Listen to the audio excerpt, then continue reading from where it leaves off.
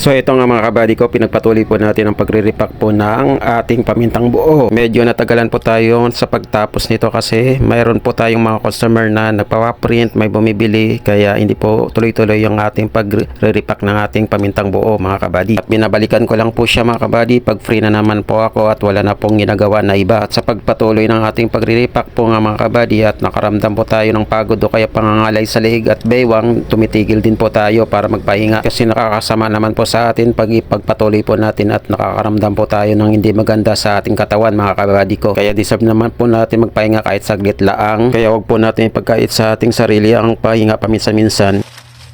So ito na guys, no? Ito yung natapos po nating repack na buo. Pamitang buo mga kabady, no? Yan, ito.